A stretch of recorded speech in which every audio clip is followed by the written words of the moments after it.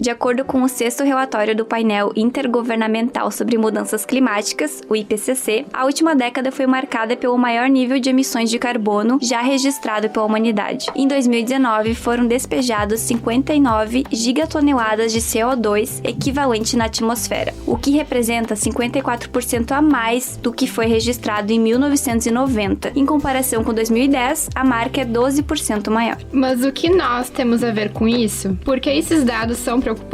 E o que podemos fazer para limitar o aquecimento global e as suas consequências?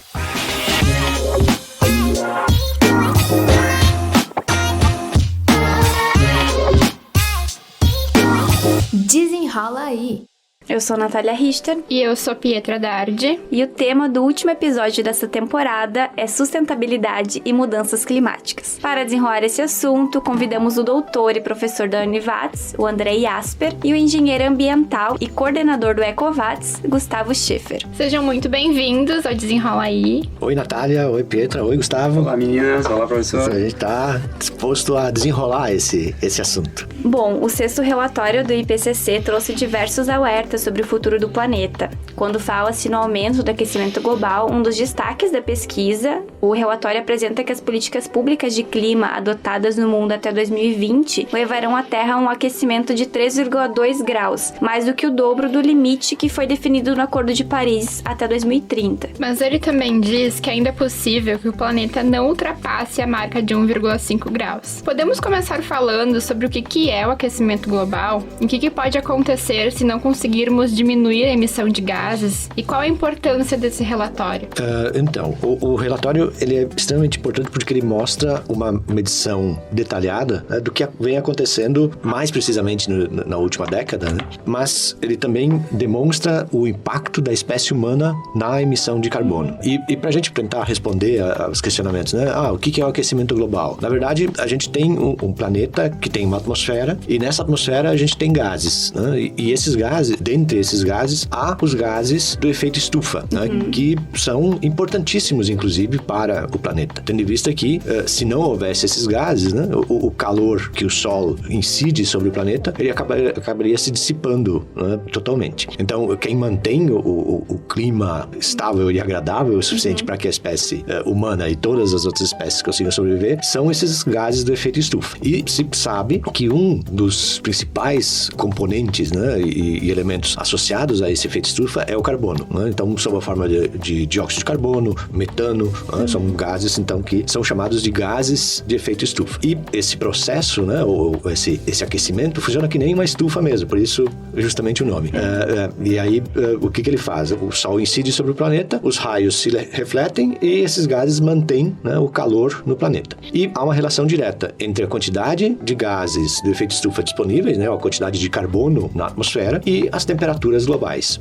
Então, a tendência é justamente que quanto mais carbono se tenha na atmosfera, maiores as temperaturas médias globais. Então, essa é uma relação direta e o efeito estufa em si, ele é interessante para a biodiversidade, para a espécie humana. Só que, claro, a gente tem que conseguir lidar com as suas oscilações e, claro, quando vai para o máximo ou para o mínimo, a gente tem que conseguir trabalhar com essas mudanças. Manter o equilíbrio, né? Manter o equilíbrio para que a gente, como sociedade, né, não sofra as consequências extremas. Muito boa a explicação, professor André. Contribuindo um pouquinho sobre o IPCC, tá? O IPCC ele foi criado em 1988 pela ONU, então o primeiro relatório saiu em 1990, né? Então um relatório científico, né, que traz evidências comprovando toda essa questão das mudanças climáticas. Então, desde o primeiro relatório já tinham evidências, né, científicas mostrando todos os problemas relacionados às mudanças climáticas, principalmente, mas também em relação ao aquecimento global. E desde esse primeiro relatório, né, nós já temos a dimensão do problema, vamos dizer assim, né? Um problema que não é do Brasil, não é da América, é global, né? Então, o aquecimento global, as mudanças climáticas, elas são globais. Então,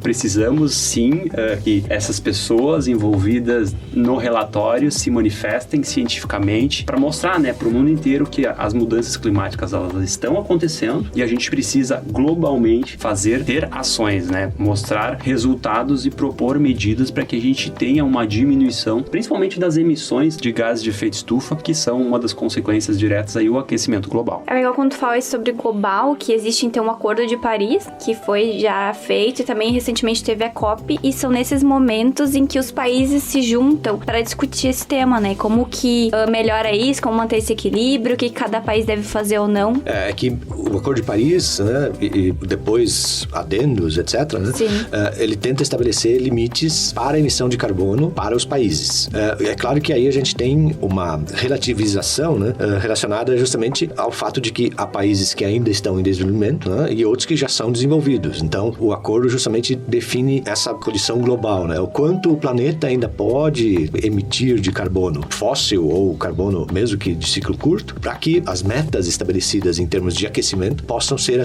atingidas. Ou seja, não é a meta eu quero conseguir aquecer 3 graus, né?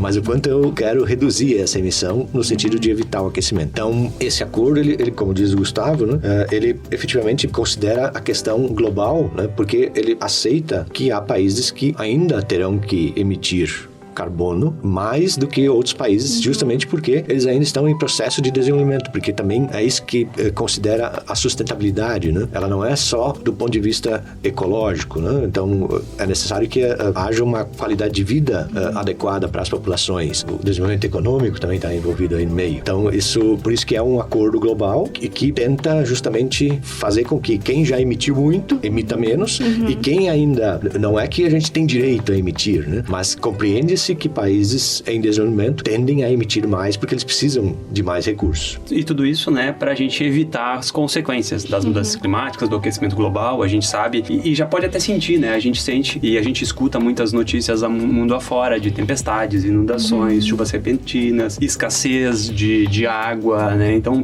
todas essas mudanças, elas podem sim, aí claro, a gente pode discutir a questão cientificamente se tem relação direta, né, mas tem muitas consequências que a gente já consegue perceber mundo afora, né? Então, essas consequências, elas estão ligadas a tudo isso, as mudanças climáticas. Estão cada vez mais frequentes também, né? E não temos mais locais que não sofrem com isso, né? Há muito tempo atrás, a gente dava graças a Deus que o Brasil, a gente quase não tinha problemas naturais, né? Desastres naturais. E nos últimos anos, eu me recordo, acho que quase que anualmente a gente tem deslizamentos, né? Chuvas enormes, né? Então, tudo isso a gente consegue perceber numa frequência maior, né? Então, eu diria que são já consequências, né, dessas mudanças climáticas que vêm acontecendo. E eu acho que o Gustavo levanta um ponto importante, porque ele usa o termo mudança climática. Né? Por muito tempo se usou aquecimento global, porque é a tendência da média de temperaturas globais, etc. Mas o que se sabe, tendência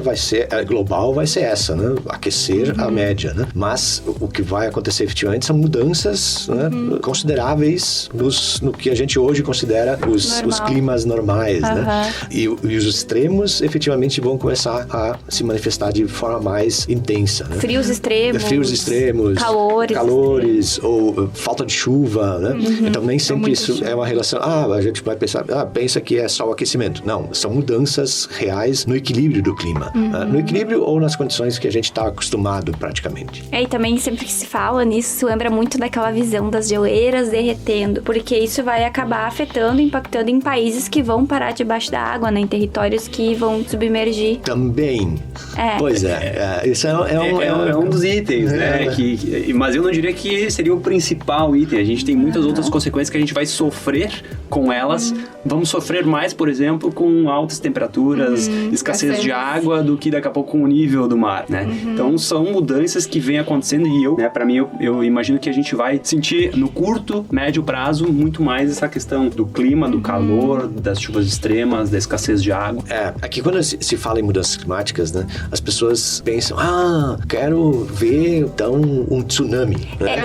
Porque quando a gente fala, parece que são coisas extremas como isso, entendeu? Um país vai desaparecer, mas vai além disso, né? São coisas do dia a dia. São coisas do dia a dia que estão acontecendo. Então, é importante entender que a mudança climática, ela tem a ver com uma estiagem mais prolongada no Rio Grande do Sul. E aí vai afetar diretamente nós, né? O custo do alimento, a nossa safra, a produção do Rio Grande do Sul, que vai ter uma quebra. Então, tudo isso são mudanças que logo ali na frente, talvez ano que vem, no próximo ano, a gente vai sentir muito mais, né? E a curto prazo. Exatamente. E aí a gente se engana esperando, porque a gente sempre quer, eu quero ver uma coisas coisa maiores, acontecer. Mas não é assim, né? O fato de a gente ter ondas de frio extremas no inverno, né? Ou ter essa agora, o verão já tá começando aí, né? Com pouca chuva, né? Isso já são consequências desse processo. E aí a gente vai ter que lidar com isso, né? Então são políticas públicas, são iniciativas de conservação, menos emissão de carbono, etc. E aí eu vejo um grande problema, né? As mudanças climáticas, elas são globais. Tudo que nós fizermos em Lajeado, no Vale do Taquari, no Rio Grande do Sul, vai nos beneficiar. Mas a gente não é só nós que precisamos lidar com isso e propor medidas para que a gente tenha um clima mais agradável. Hoje, a regulação das chuvas aqui no Rio Grande do Sul, ela tem muita relação com a Amazônia, né? Então, o desmatamento da Amazônia afeta diretamente as chuvas aqui, a nossa produção agrícola, o custo do nosso alimento depois. Então, a situação ela é global, né? O problema é global. E a solução também é global, né? Então, todo mundo precisa agir para que a gente consiga evitar uma catástrofe ambiental nos próximos anos. Eu diria mais, é um problema global, mas os seus impactos são locais. E por isso que a gente acaba não percebendo, né? Ao invés de ser um evento só, que é a explosão de uma ilha vulcânica que aparece no jornal e etc. Não, é uma enxurrada em determinado local que levou 3, 4 casas, né? Isso não vira notícia. Então a gente não está computando ou somando essas coisas, né? Ou botando isso na conta para dizer, já temos um problema. Então é um problema global, mas as consequências elas são muito pontuais ainda, né? A própria enchente que teve aqui em Lajeado, né? Exatamente, né? Ou as enxurradas que estão tendo agora em Santa Catarina e no Paraná também. Então, assim, são eventos extremos que a gente tem que botar na conta. E existe uma grande discussão sobre o uso de combustíveis fósseis. Isso até aparece no relatório. Vale lembrar que combustíveis fósseis são o petróleo, o carvão mineral e o gás natural, que são provenientes da decomposição de seres vivos e também são finitos. Eles não são renováveis. Qual que é o problema da exploração desses recursos e como que se impacta o meio ambiente e nessas mudanças climáticas? Primeiro, como eu trabalho com esses combustíveis, né? Eu trabalho diretamente com esses combustíveis fósseis, procurando como eles se formaram, né? Procurando entender como eles se formaram. Então a gente considera, né? Porque o combustível fóssil, ele tem origem na biodiversidade, ou seja, em algas, em árvores, né? Que fizeram a fotossíntese há milhões de anos atrás e tiraram o carbono da atmosfera, né? E fixaram nelas mesmas. E aí, como elas foram soterradas e tal, esse carbono não voltou para a atmosfera. Ou seja, é uma fixação efetiva de carbono. E isso aconteceu quando? Há 230 milhões de anos atrás, há 90 milhões de anos atrás, né? Agora, não sei quando se vai ouvir esse podcast, mas tá ocorrendo a Copa no Catar, né? Que é uma reserva considerável, né, de petróleo, que se formou ali entre 50 e 80 milhões de anos atrás. Ou seja, são milhões de anos. O que a gente está fazendo? A gente está retirando esse carbono do subsolo, né? E jogando na atmosfera, em um ritmo bastante acelerado desde a Revolução Industrial, né? E, consequentemente, a gente, além de estar emitindo o carbono que normalmente emitiríamos, né? A gente está emitindo esse carbono fóssil. E aí tem um outro lado. Qual é a forma desse carbono voltar a ser o carbono fixado, ou que não está na atmosfera? É por meio da fotossíntese de novo, ou seja, a vegetação, as florestas crescem e acumulam esse carbono. E aí, a gente, além de estar jogando o carbono na atmosfera, a gente está derrubando a floresta. Né? Consequentemente, a forma, né, ou o filtro, digamos assim, né, que serviria para ajudar a equilibrar esse carbono em excesso, ele acaba não existindo mais. E aí, isso se torna uma reação, né, em cadeia, uma reação consecutiva, né, que a gente depois não vai conseguir controlar. A conta não vai fechar, né, prof? Não, então não vai fechar. No momento que a gente vai consumindo o petróleo, né, os combustíveis fósseis, a gente está consumindo, fazendo a combustão desse combustível e jogando na atmosfera, né, dióxido de carbono, e isso tudo realmente vai se acumulando na atmosfera e vai fazendo aquela nossa primeira pergunta, né, aumentando a quantidade de gás de efeito estufa na atmosfera e, consequentemente, aquecendo mais a nossa superfície. Então, o ideal seria, né, ou não utilizarmos o combustível fóssil, ou então nós estarmos compensando, absorvendo este carbono, retirando este carbono da atmosfera, né, filtrando, e nada melhor do que as nossas florestas, as nossas árvores, que vão fazer, né, essa compensação, vão captar esse CO2, né, esse dióxido de carbono e outros gases da atmosfera para o seu desenvolvimento e, consequentemente, vão vão estar retirando, né, uma quantidade boa de carbono e diminuindo o efeito estufa. Ou pensando também em alternativas, né? Também, eu acho que as alternativas são importantes, mas eu queria ainda fazer uma defesa da floresta. Porque qual é o pensamento que a gente tem que construir? A mudança climática, devido aos combustíveis fósseis, começa a partir da Revolução Industrial, que são 200 anos. A floresta tem árvores de 200 anos. Então, se eu derrubo a floresta hoje, queimo, né, eu estou jogando carbono de 200 anos em poucas horas na atmosfera. Então, vejam que todo o trabalho que essa floresta teve em fixar carbono, mesmo de antes da Revolução Industrial, né, foi por terra agora. Né? Então, é imprescindível conservar esse nosso sistema de depuração, porque ele não acontece de uma hora para outra. Então, se eu quiser com que uma árvore absorva o carbono que a gente está emitindo, né, ela vai levar 50 anos para isso. Então, não é uma coisa imediata. E qualquer ação que se tome em relação a tentar depurar, né, ou tirar o carbono da atmosfera, não vai ser de uma hora para outra. Por isso, a melhor opção é emitir menos. Né? Essa é a melhor opção. Bom, a gente tá falando de floresta, né? Outro grande peso nas emissões é o desmatamento em todo o planeta. Mais preocupante ainda é a devastação na Amazônia, que é a maior floresta tropical do mundo. E é extremamente importante para o equilíbrio ambiental, como o Gustavo estava comentando antes. O reflorestamento, a conservação e o combate ao desmatamento são cruciais para garantir o nosso futuro e das próximas gerações, né? Vocês podem comentar um pouco sobre isso? A gente já vinha comentando na pergunta anterior, né? Mas é exatamente isso. As florestas de pé, elas estão nos ajudando, né? Elas estão captando o CO2, captando gás de efeito estufa da atmosfera, estão regulando o nosso clima, refletindo calor, preservando nascentes, preservando córregos. Os benefícios são imensos, né? Para o meio ambiente, para os seres humanos. Então, manter a floresta de pé, as florestas de pé, ou preservar as florestas, ou então reflorestar onde antes tínhamos floresta, é fundamental. É fundamental que plantarmos mais árvores, porque nós não estamos diminuindo nossas emissões.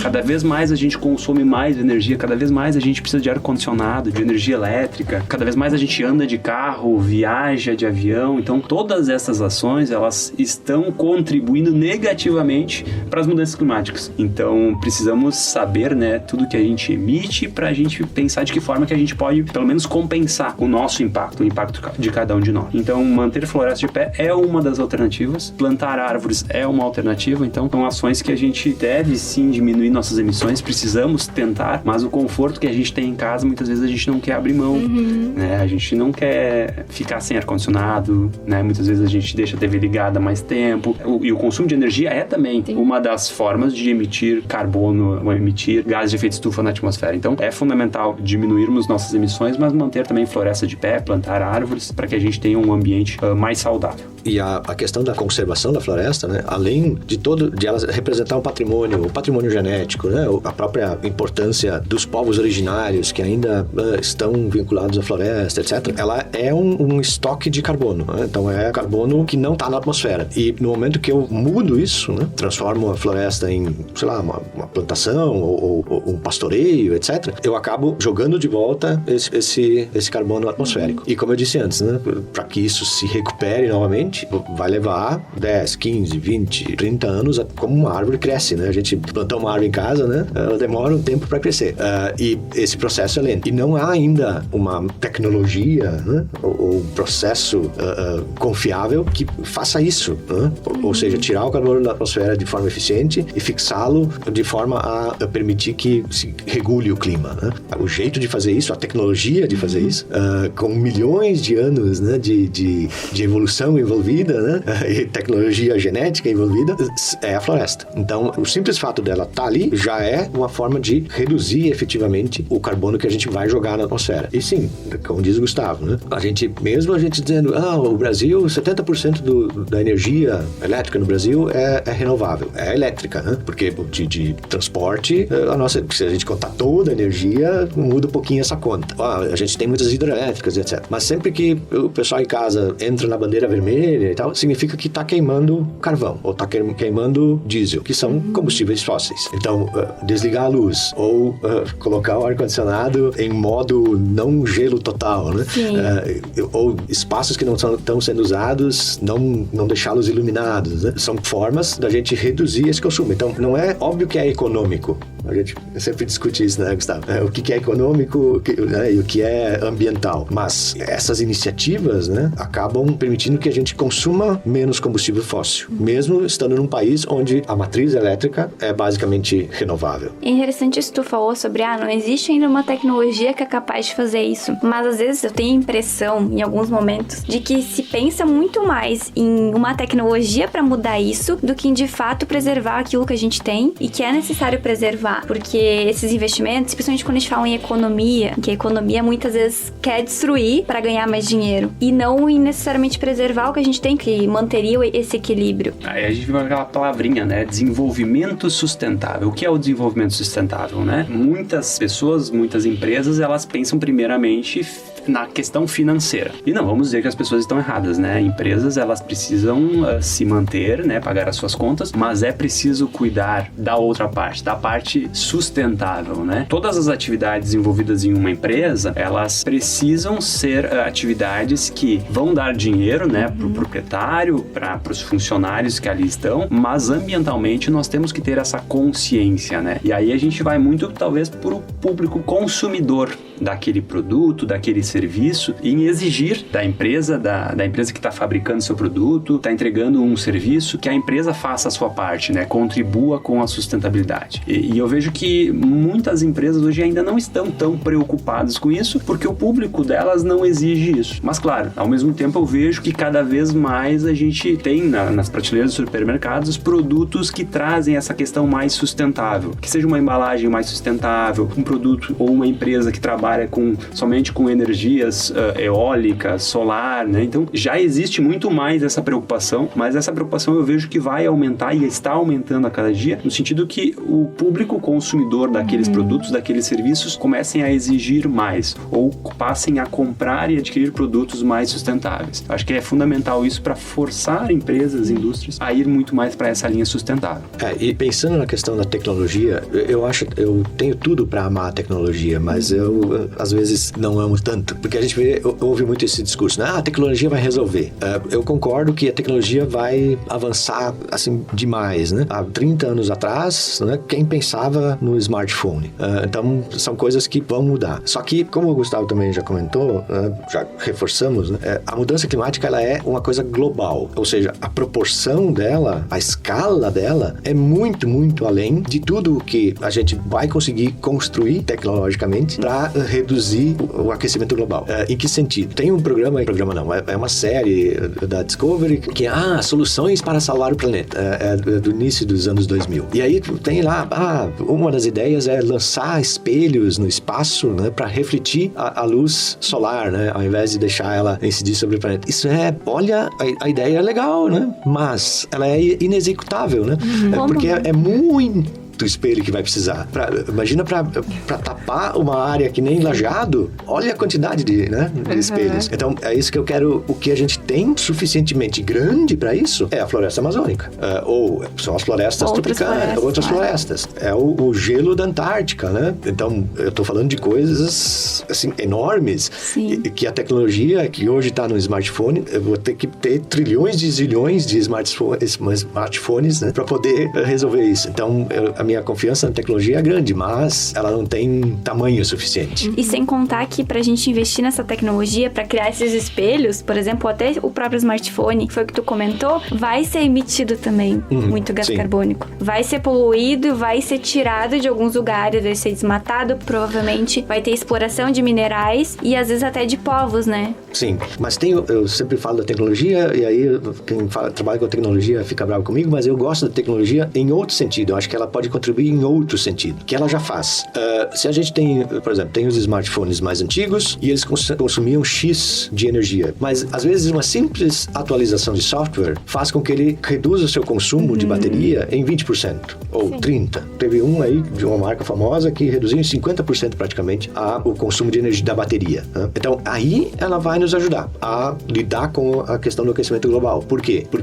Não porque eu vou usar mais, mas porque pequenas coisas, né? Hoje um notebook, ele pode, antigamente, o meu primeiro notebook era um troço desse tamanho, e aí a gente ficava quase surdo do refrigerador, né? E ele demorava para ligar e tal, e o consumo de energia era assim, enorme, né? A bateria durava 2 horas no máximo. Isso hoje é completamente diferente. Então, isso sim é a tecnologia ajudando a redução de emissão de carbono, porque reduz o consumo de energia efetivamente. Tu continua usando, né? E com um gasto menor de energia. Exato. E um outro bom exemplo é a questão da evolução da tecnologia, no sentido de cada ano tem um modelo novo de computador, de celular, e aí vem o mercado capitalista, né? Que faz com que o consumidor queira trocar o seu aparelho. E sem falar que cada vez mais os equipamentos, né? Eles estão descartáveis, praticamente. Isso tem a ver exatamente com o que tu faz, né?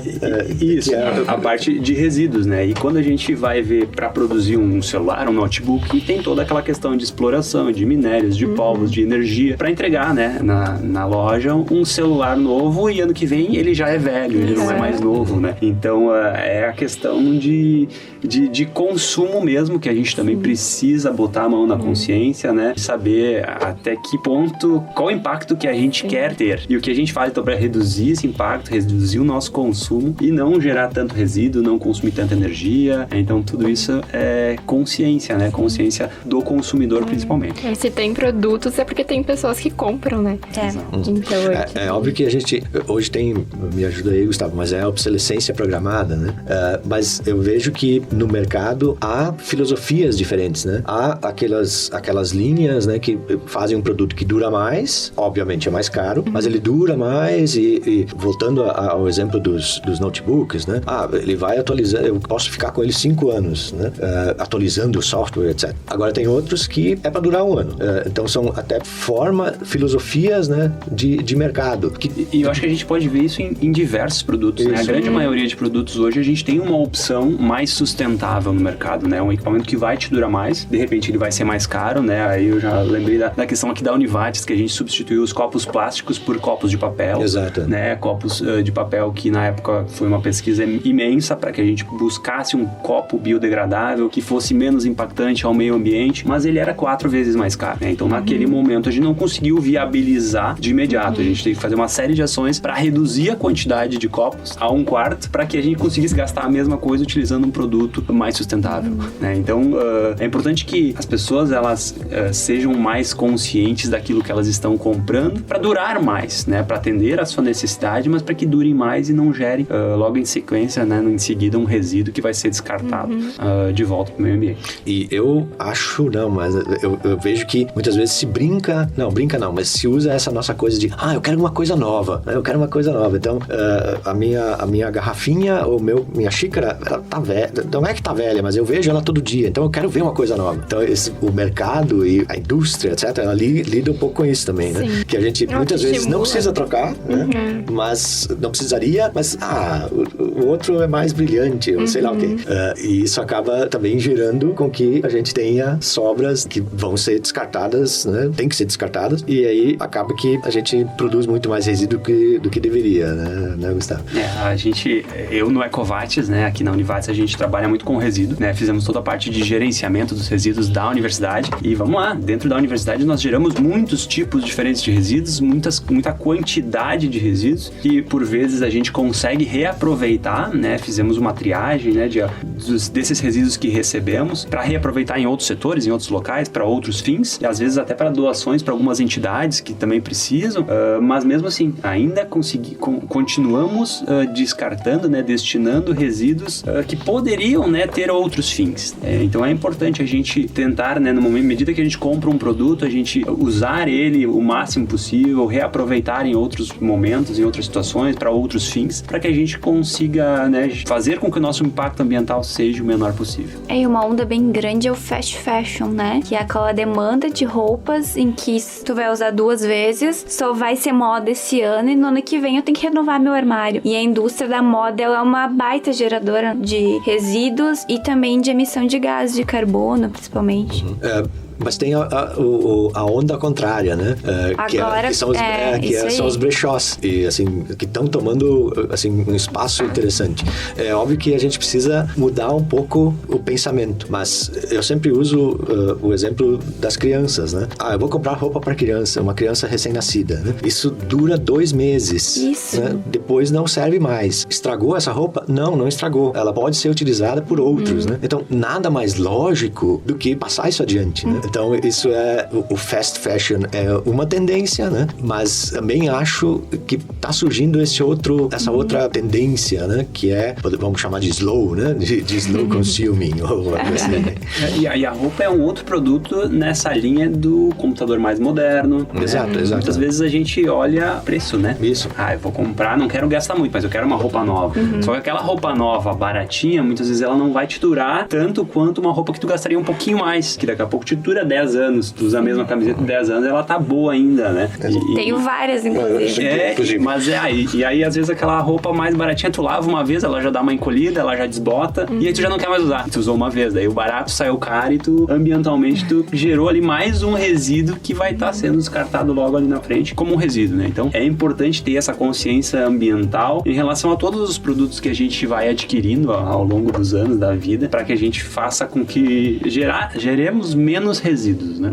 A gente estava falando sobre isso até agora, mas acho importante te relembrar que, então, com certeza tem muito a ver com o que a gente consome, o nosso modo, né, de pensar, de consumir, e também outras questões que entram, que foi o que a gente falou, sobre a indústria, a agricultura, a pecuária, as mudanças nos solos, que tem esse papel fundamental, né, no desequilíbrio ambiental, então nas mudanças climáticas. A gente falou um pouco sobre o nosso papel como humanidade, que é ser um pouco mais crítico, é pensar na hora de consumir. Além disso, quais outras alternativas que esses setores têm para diminuir seu impacto? Agora, não pensando só no consumidor final, mas também no setor em si, né, em quem está produzindo. Bom, vamos lá. Eu acho que é fundamental nós sabermos qual é o nosso impacto ambiental. O que o Gustavo gera de resíduos, o que o Gustavo consome de energia, de água, de que forma nós estamos descartando o nosso resíduo. Isso é o que o Gustavo, né, faz no dia a dia. Mas a empresa, eu vejo na mesma linha. É importante que a empresa saiba exatamente quanto consome de energia, quanto consome de água, o que gera de resíduo, como é que está descartando esse resíduo ao meio ambiente, né? Então tudo isso é importante saber, quantificar isso. No momento que a gente consegue quantificar, saber quanto consumimos, quanto de água, de energia, o que geramos, quanto geramos de resíduos, a gente pode ter metas, né? Desenvolver ações, atividades no sentido de reduzir o volume de resíduos. Será que todo esse resíduo que eu estou gerando,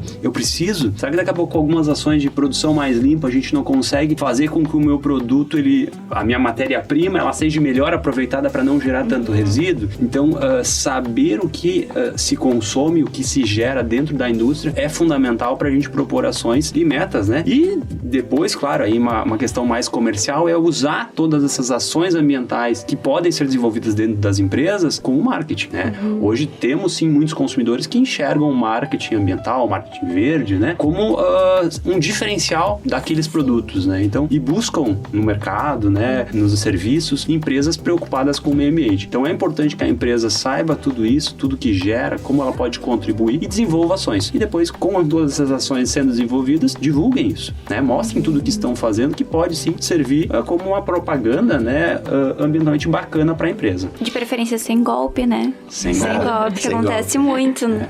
A gente tem que cuidar também com uma outra coisa, que eu falo com base no que eu faço com pesquisa, etc. A gente também não pode pensar que se fizermos tudo certo, pararmos de emitir carbono hoje, fizermos o consumo, etc., vai continuar tudo como está. Mudanças vão acontecer. Elas são ambientais, elas são de outras, em outras esferas e tal, mas mudanças vão acontecer. Então, pode ser que tanto a indústria quanto a sociedade, etc., ela tenha que aprender a lidar com um mundo, um planeta mutável, em mudança, em constante mudança. E pelo que eu vejo na sociedade atual, né? Sociedade, eu digo, no planeta atual, né? É difícil a humanidade aceitar mudanças. A gente até sempre, vamos evoluir, vamos não sei o quê, né? É o discurso né? Vamos mudar para ser melhor. Mas na hora de mudar, realmente, né? A gente tem reticências. Mas pode ser que, e isso, assim, né? Pode ser que sim, o nível do mar suba 1 metro. Isso é uma mudança considerável. A gente vai ter que também pensar em formas de como lidar com isso, como sociedade, né? Eu vou ter que mudar pessoas de lugar, né? Vou ter que ceder o meu espaço para outros, né? As migrações estão aí, algumas ambientais, inclusive. Então, a gente vai ter que aprender a lidar com isso também, porque parece que, não, se a gente conseguir o Acordo de Paris e fizer tudo certinho, vai continuar tudo do jeito que tá. Não, isso não vai acontecer. Então, 8 bilhões de pessoas, 8 bilhões de pessoas. 8 bilhões de pessoas. Geramos um grande impacto global. E mesmo, né, que a gente vivesse em total equilíbrio, os elefantes, quando começam a derrubar as acácias na África, eles mudam completamente a paisagem, né? A mesma coisa com a gente. Então, a gente vai ter que começar a lidar com o que é novo, né, e o que é diferente. E lidar significa não ficar naquela coisa de, não, eu não aceito o outro. Questões de privilégios também, eu não quero perder meu privilégio. Porque são pequenas coisas, assim, né? Que a gente se acostuma. O ar-condicionado, que o Gustavo citou, né? Quem hoje, então, conseguiria viver sem ar-condicionado? É dessas coisas que a gente vai ter que abrir mão, né? Ou eu vou ter um celular e eu vou conseguir internet de alta, né? Isso vai acontecer, provavelmente, mas vai chegar um momento que eu não vou ter energia suficiente para todos. Quem vai abrir mão, né? Tem os privilegiados que não precisam abrir mão e aqueles que já nem têm acesso. Então, a gente tem que conseguir equilibrar isso. E pode ser que a gente tenha que abrir mão de algumas coisas. Eu acho que principalmente de espaço. A gente vai ter que aprender a viver muito mais próximo às pessoas, né? Para que isso às vezes é difícil, né? Eu sou uma pessoa que gosta de áreas amplas, meu próprio espaço. E pode ser que a gente tenha que abrir mão disso. Então, o quanto a gente está preparado, tanto como a indústria, enquanto no Brasil tinha uma indústria, os carros que tinham era Volkswagen e Chevrolet, eu acho. E agora está inundado o mercado, né? É isso que vai acontecer. E aí, como é que a gente convive com isso como pessoa? Isso é algo a se perguntar. Algo a se perguntar. Que precisamos todos pensar também, né? Não só deixar na mão dos governantes, das empresas, mas também nas nossas mãos, né? Na nossa consciência. Eu pensando que a gente poderia dizer, não, vou deixar na mão do sistema me regular. Então ele vai, por meio de multas, por meio de não sei o quê, ou pagar uma taxa aqui, uma taxa ali, ele vai me regular. Mas é o que o Gustavo fala, da consciência individual, né? Eu tenho que me mudar o que eu sou, em relação às mudanças climáticas, etc., em relação à sociedade, a partir de uma consciência. É aquele, não, eu só faço se eu fui enganado a ponto de me fazerem fazer tal coisa. Ou porque eu fui cobrado. Isso, ou porque eu não vou fazer isso porque senão eu recebo uma multa. Não, eu não vou andar a mais de 80 km por hora numa área que não pode, porque... É perigoso. É perigoso, né? É perigoso. Eu posso machucar alguém, eu posso me machucar, posso, né? Então, não, mas tem um radar. Aí eu baixo de 130 pra ir frente. Não, né, gente? Não é isso. Sim. E essa consciência, ela pode ser transmitida, né? E deve ser transmitida do consumidor para a empresa, né? Para a indústria, né? Então, é uma linha de pensamento que a gente pode ter, né? De buscar aquele produto mais sustentável, aquela empresa mais sustentável. E isso força com que as empresas mudem a sua embalagem, mudem o seu processo produtivo, sejam mais sustentáveis na sua linha de produção. Então, é fundamental que o consumidor, ele venha e consiga exigir cada vez mais essa mudança nas indústrias. E no próprio agronegócio também, né? Exato. Vamos pensar no agronegócio, né? Porque o mundo, são 8 bilhões de pessoas que precisam de comida, tá? É uma utopia pensar que uma agricultura mais convencional, etc., vai conseguir suprir isso. É necessário a produção em massa. Mas a que custo nós vamos fazer isso? Né? Então, veja que não é só o agronegócio que tem que se repensar. Né? São os 8 bilhões de pessoas. Aqui no Rio Grande do Sul a gente come churrasco, agora não mais tanto, né? Mas comia churrasco no domingo, mas aí para comemorar o domingo a gente já comia na segunda de novo, né? Ou seja, comia carne vermelha a semana toda. Pode ser que isso a gente tenha que repensar. E aí o agronegócio, ele tem que sustentar essa nossa fome, né? Essa vontade de comer. Então, opções têm que ser apresentadas. Mas eu fico pensando em quem efetivamente não tem certeza que vai ter comida amanhã, né, no prato. Ele vai comer o que tiver à disposição, né? E, infelizmente, boa parcela desses 8 milhões de habitantes do planeta estão ainda nessa situação. Então, a gente ainda precisa dessa produção em massa acontecendo. E aí, de novo, entra, né, os dois lados, tanto o lado de lá quanto o nosso como sociedade. Exato. Como consumidor mais consciente, né? E claro, produção em massa, agricultura, pecuária, atividades que geram gases de efeito estufa, né? Trazem consequências diretas para o aquecimento global. Então, a gente sabe lá que a vaquinha pastando lá, ela tá gerando os gases. gases, né? Então tudo isso e essa quantidade de animais, né, que precisam ser produzidos se reflete em mudanças climáticas, né? São consequências que ali adiante vão afetar. E não é só a vaquinha lá pastando, mas toda a cadeia produtiva que envolve, né? Desde do transporte, do abate, da comercialização desse produto. Então precisamos ser mais conscientes até para comer, né? Até para comer. Porque a gente faz coisas inimagináveis há algum tempo atrás. A gente põe o gado no pasto aqui no Rio Grande do Sul e vende essa proteína para a Turquia. Olha só, meu Deus. Aquele meme, né? A cabeça... Uau! Que loucura. Então, coisas como o consumo de produtos locais, né? É óbvio que é um ótimo mercado e que a gente quer ficar rico que nem os outros, né? Mas essa lógica, né? Ela fica um pouco nesse mundo, né? Nesse sistema globalizado, né? Eu compro um chip ou sei lá o que, ele vem da China por R$3, né? Não tem como se sustentar. Por R$10, uma blusa por R$10 que vem lá da China. Isso. Não faz sentido a conta, não faz sentido a conta.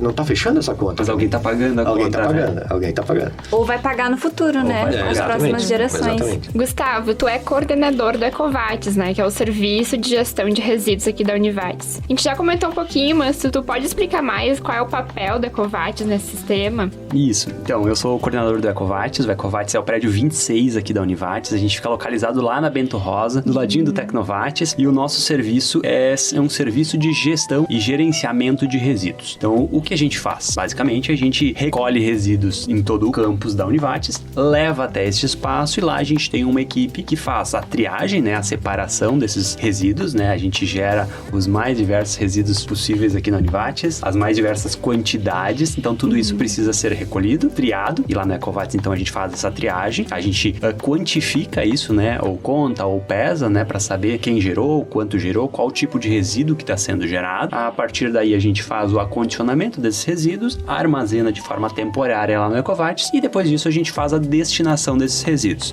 O Ecovates hoje, ele possui licença ambiental da Fundação de Proteção Ambiental do Estado, da FEPAM, para receber resíduos classe 1 e classe 2. Classe 1 são os resíduos perigosos e classe 2 os não perigosos. Então, hoje, além de fazer esse gerenciamento de resíduos da Univates, a gente pode também prestar esse serviço para a comunidade. Então, a comunidade acadêmica, professores, mas os moradores de Lajeado, do Vale do Taquari, ou as empresas aqui do Vale, podem entrar em contato com o Ecovates. Nós temos, então, a licença para recolhimento desses resíduos e para triagem e armazenamento desses resíduos no Ecovates. E o que a gente faz? A gente vai, então, além da Univates, do campus da Univates, a gente vai até as empresas, faz o recolhimento desses resíduos e faz o gerenciamento desse resíduo como um todo. Então, a gente faz com que abre essa possibilidade de empresas que tenham lá a geração de um resíduo num laboratório, com um laboratório pequeno, talvez de uma empresa que não gere tanto, mas a empresa gostaria de destinar esse resíduo de forma correta.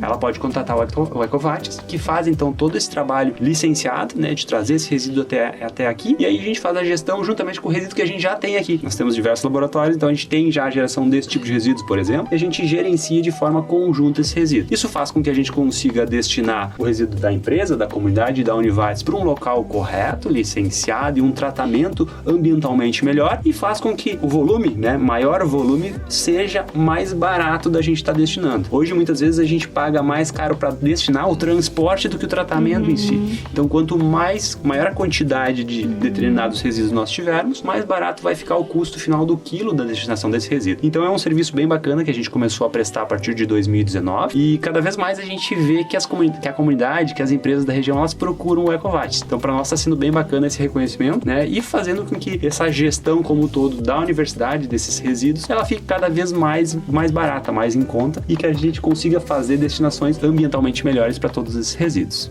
É uma solução para os problemas que a gente estava comentando antes, né? Principalmente quando a gente fala em indústrias. Exatamente. E quando a gente vai pensar, né, a gente pode destinar o resíduo para várias formas. E várias formas licenciadas de fazer isso. Existem, por exemplo, aterros, né, que a gente pode destinar a diversos tipos de resíduos. Aterros licenciados. Mas o que o Ecovates tem em mente é buscar alternativas ambientalmente melhores, né? Então, esse é o ponto que a gente gosta de sempre de manifestar. Essa busca por uma destinação ambientalmente melhor, né? Fazer com que aquele resíduo que tem algum componente químico que, porventura, estaria sendo destinado para aterro ou até destinado de forma inadequada, ele vá para um destino que o tratamento que ele seja submetido seja um tratamento que faça com que aquele impacto que ele teria seja muito menor, né? Então é bacana a gente conseguir destinar, e a gente destina bastante coisa, bastante resíduos. A Univates gera bastante resíduos, juntamente então com esse resíduo da comunidade para tratamentos ambientalmente mais adequados. Legal. E um dado bacana aí falando sobre a Univates, né? É um estudo recente realizado com metodologias reconhecidas internacionalmente pelo painel intergovernamental sobre alterações climáticas. A Univates foi identificada que compensou as emissões de gases do efeito estufa gerados em 2021 por meio do plantio de árvores e com a preservação de áreas com vegetação da Mata Atlântica, que entra também no que a gente estava comentando antes, né, sobre a preservação. E além disso, essas áreas de florestas mantêm estocadas uma grande quantidade de carbono. Tu pode comentar um pouco sobre o que essa conquista representa, né, não só para a Univates, mas ambientalmente falando. Sim, vamos lá. O inventário de emissões atmosféricas era um projeto que eu tinha da gente realizar. E eu vejo que a Univates ela é muito boa em quase todas as áreas quando a gente fala meio ambiente. Somos bons em preservação, somos bons em destinar resíduos, tratar efluentes, geração de energia, consumo de energia, preservação da água. E o Ranking Green Metric, que foi divulgado essa semana, também trouxe novamente isso. Somos a universidade mais sustentável do sul do Brasil, novamente. Continuamos. Então, isso tudo traz e mostra como nós fizemos, né, e desenvolvemos ações para a sustentabilidade. E uma das coisas que a gente percebeu é que a gente não media os nossos gases de efeito estufa, né? Nós não tínhamos um inventário de emissões atmosféricas. Então, a gente começou esse trabalho no início deste ano, né? E quando a gente faz um inventário de emissões atmosféricas, a gente precisa pegar um período inteiro, né? Um ano inteiro. Então, pegamos como ano base o ano de 2021 e fizemos todo o levantamento de emissões diretas e indiretas aqui gerados pela Univates. Então, foi um trabalho que deu bastante, um estudo que deu bastante trabalho, porque são muitos dados que a gente precisa levantar e informações que a gente precisa buscar, e tudo isso a gente utilizando a metodologia do GHG Protocol, adaptada para o Brasil aqui, a gente consegue então quantificar quanto de emissões atmosféricas, né, de gases de efeito estufa nós emitimos devido ao transporte, né, os veículos que nós utilizamos, o combustível utilizado, o consumo de energia que nós utilizamos aqui no campus, quanto isso representa. Então foi muito bacana porque a gente, no final de tudo isso, a gente tem lá um montante de emissões, então foram 765 toneladas de emissões de gases de efeito estufa, né, que a gente chama de emissões de carbono equivalentes, né, CO2 equivalente, e isso foi tudo emitido. Porém, a gente tem um balanço disso que é nossas áreas de floresta, que a gente estava falando lá no início do podcast, né? A Univates tem hoje o campus de Lajeado, mais de 35% que é vegetação, floresta ainda. Nós temos também uma área em Encantado, que é o nosso campus de Encantado, que mais da metade dele é floresta. Então, estas áreas de florestas, elas estão fazendo o seu trabalho, né, armazenando e também contribuindo com o fluxo de carbono. Então, anualmente a gente consegue quantificar o quanto essas áreas elas captam, né, de carbono e estão armazenando. E isso, no ano de 2021, totalizou 1.166 toneladas, né? Então, quando a gente faz esse balanço, a gente chega num balanço positivo, que é o que normalmente não acontece, né? Então, nós chegamos num balanço positivo de 401 toneladas que nós economizamos a menos do que emitimos. A gente compensou. A gente compensou. É um crédito. Isso, basicamente. É o positivo, é o lucro. Exato. Então, a gente emitiu 700, captou 1.100, então a gente tem esse crédito, né? A gente não chama de crédito porque não é mas é a sobra, né, nessa conta. E significa que é aquilo do programa intergovernamental, né? Nós somos um campus que captura carbono para outros, né? Porque essa é a base desse pensamento, né? Não que outros podem emitir mais, mas coisas que estão sendo emitidas em excesso em outros setores, né, do entorno, digamos, do entorno do campus, estão sendo compensados indiretamente pela nossa vegetação plantada, exatamente. Então isso tem um valor em si só, né?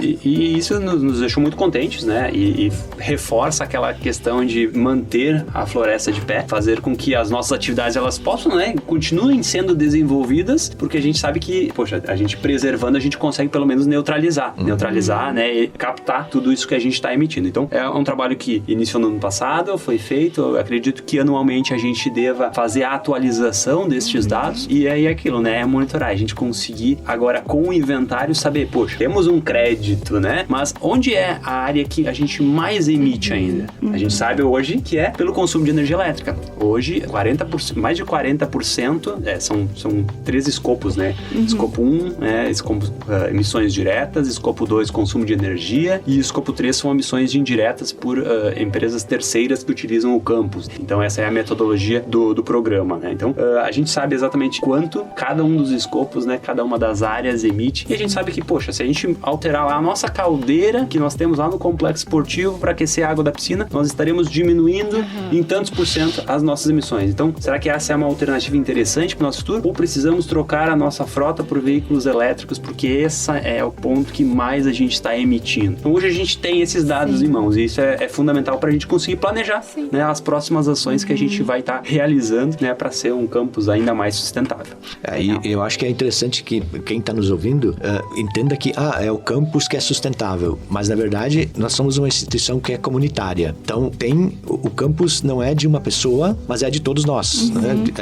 É da comunidade acadêmica. Então essa contribuição, né, também é de cada um de vocês, né? De cada um de nós, né? Estudantes, funcionários, professores.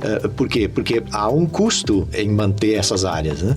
Pensar em, vamos vender essas áreas e fazer edifícios. Poderia ser uma saída, mas péssima ideia. Péssima ideia. Não faça isso! Não faça isso em casa! Mas o fato de mantermos essas áreas é uma contribuição de cada um que faz parte dessa comunidade acadêmica para a questão da sustentabilidade, principalmente no que se refere aí ao equilíbrio de carbono. Né? Então, isso é importante destacar e que cada um saiba disso também. Com certeza. Mas, além dos serviços e da preocupação com a natureza aqui no campus, né, com a comunidade, a Univates também é um polo de pesquisa na área ambiental. E algumas dessas pesquisas surgem de pesquisadores do programa de pós-graduação em Ambiente e Desenvolvimento, que é o PPGAD, ao qual o prof. André é ligado, certo? Isso, gostei desse gancho. Muito legal. Prof, quais são os projetos que estão sendo desenvolvidos no PPGAD? A gente tem diversos projetos que lidam com a questão da sustentabilidade. Eu vou falar do meu, porque é o que eu tenho mais conhecimento, mas todos os professores, os docentes permanentes do programa, desenvolvem projetos vinculados à questão da sustentabilidade e às ciências ambientais, né? E vou usar o meu como exemplo, mas vocês podem entrar aí no site do PPGAD, que é www.univates.br/PPGAD, né? Que é o Programa de Pós-Graduação em Ambiente e Desenvolvimento, né? Do qual o Gustavo é egresso, inclusive. E no meu caso, né? Ou no caso do grupo de pesquisa que eu coordeno, a gente vem trabalhando justamente com os combustíveis fósseis, né? E qual é o viés, né? Ou qual é a abordagem que a gente está buscando. É importante entender como se formou o petróleo, como se formou o carvão, porque é a partir daí que a gente vai entender qual é a quantidade de carbono que ele vai emitir na hora que for queimado, porque a gente pode dizer agora, não, parou o uso de combustíveis fósseis. Isso é impossível na matriz energética global, né? Isso vai demorar muito tempo para acontecer ainda, se é que vai acontecer um dia, né? Então, a gente pode dizer, vamos acabar com isso, mas isso não vai acontecer em breve. Então, sim, vamos ainda consumir esse combustível fóssil. E aí, entender como ele se formou é muito importante para entender o impacto dele, né, do consumo. Para vocês terem uma ideia, se a gente fala de carvão, do que nós consumimos aqui no Rio Grande do Sul, por exemplo, ele tem formação dele, as características de formação dele fazem com que ele tenha em torno de 60% de substâncias que não queimam. Então, ou seja, ele queima só 40%. Isso significa que de 1 quilo, 600 gramas são cinza, que não vai gerar energia, não vai fazer nada. Não vai fazer nada. Mas ele tem que ser destinado para algum lugar, né, a questão dos resíduos, e ele está contaminado por todo o resto. Então, ele é uma cinza que vai ser um problema ambiental. Para as pessoas que estão ao redor de uma... Sim, né? Quem conhece regiões carboníferas, né, sabe que elas têm um grande problema em termos de resíduo de carvão, né? Se a gente comparar isso com o hemisfério norte, com os carvões da Alemanha, lá eles têm somente 20% de coisas que não queimam. Então, energeticamente, ele é muito mais eficiente e a capacidade de poluição dele é muito menor, digamos assim. Claro que a quantidade de carbono que ele emite por quilo também é bem maior. Mas entendendo isso, e é isso que a gente faz, né? Então, a gente estuda como se formou esse carvão para ele ter tanta cinza nele. E para que a gente também possa pensar em formas de um consumo, já que não tem como fugir, né? De um consumo menos poluente. Tanto do ponto de vista de emissão de carbono, quanto do ponto de vista de resíduo, realmente. Então, a gente estuda as plantas que formaram esse carvão, né? A forma como elas cresciam, como elas se desenvolviam, quando isso aconteceu, para que a gente possa juntar nessa conta, né, que o Gustavo acabou de explicar, em termos mais globais, né, como esse consumo de combustíveis fósseis está efetivamente contribuindo para as mudanças climáticas, né? Então, basicamente, entender a origem para a gente conseguir entender as consequências do uso. Né? E é essa linha, né, de pesquisa que a gente desenvolve, e a gente agora está trabalhando não só com material daqui, né? Recentemente a gente estudou um material que veio da China, outro material que veio da Índia, um material que veio da Antártica, justamente para conseguir formar um cenário global em relação a esses depósitos. E como tu comentou, é importante ressaltar, esse é só um dos projetos que é realizado no Univates, né? E essas pesquisas, além do impacto acadêmico, elas contribuem para expandir as fronteiras do conhecimento científico e um campo de saber, mas também se relacionam com os problemas práticos da vida cotidiana, que é, então, entender qual que vai ser o impacto, né, desse material. Se vocês quiserem ver todas as pesquisas que a Univates desenvolve, né, pesquisas do ponto de vista científico, né, vocês podem também entrar no univates.br/pesquisa. E lá tem todos os projetos, tem as produções desses projetos, e uma das funções da universidade é a produção de conhecimento, que pode não ser aplicado agora imediatamente. Aplicado, eu digo, todo conhecimento. Ou pode não dar dinheiro agora imediatamente, mas é conhecimento, que em algum momento vai servir para alguma coisa, mesmo que seja, entre aspas, só para o avanço do pensamento científico, né? Mas só isso já é um grande... Extremamente importante. Extremamente importante, e não tem como mensurar isso, né? Os números não tem como dizer. E isso é importante para um planejamento do futuro. Exato. Em todas as áreas. Em todas as áreas. Assim como o relatório, né, que a gente estava comentando. Exato, porque o relatório, ele é o topinho, a pontinha do iceberg. Para que ele pudesse ser montado, né, todas as outras informações, elas tiveram que ser compiladas, o conhecimento teve que ser construído, né? A gente discutir a relação carbono, uma das soluções, ou uma das possibilidades é reduzir a emissão de carbono. A gente só está falando isso porque teve conhecimento científico antes, que estabeleceu essa relação. Porque senão a gente poderia estar discutindo, é a emissão de, sei lá, de ozônio que a gente tem que reduzir. Não é isso. Então, mas isso só é possível, o relatório é só a pontinha, efetivamente. Bom, chegamos ao fim desse episódio, então. Prof. Gustavo, vocês têm algum recado final para quem está nos ouvindo? Sim, venha estudar no Univates, que a gente faz ciência legal, a gente luta pela sustentabilidade, pela biodiversidade, a gente tem cursos de graduação, ciências biológicas, de engenharia ambiental, outros voltados à questão da sustentabilidade, a gente tem programas de pós-graduação, então venha fazer parte dessa comunidade que se preocupa com a sustentabilidade. E além disso, né, pessoal, quem está nos ouvindo aí, sejam consumidores mais conscientes, né, mais preocupados com o meio ambiente, com a sustentabilidade, nas suas casas, né, no seu local de trabalho, destinem corretamente seus resíduos, sejam conscientes do consumo de energia, de água. Pequenas ações, elas, às vezes, elas não parecem que vão fazer grandes efeitos, mas muitas pessoas fazendo pequenas ações, a gente consegue, sim, um retorno bem positivo. Então, sejam conscientes. Legal. Bom, muito obrigada pela conversa e por esclarecer tantos pontos importantes durante o episódio. E como falamos lá no início, esse é o último episódio da primeira temporada do Desenrola Aí. Obrigada a todos que nos acompanharam até aqui e voltamos em 2023. Até lá, tchau. Tchau. Continua desenrolando aí, gente.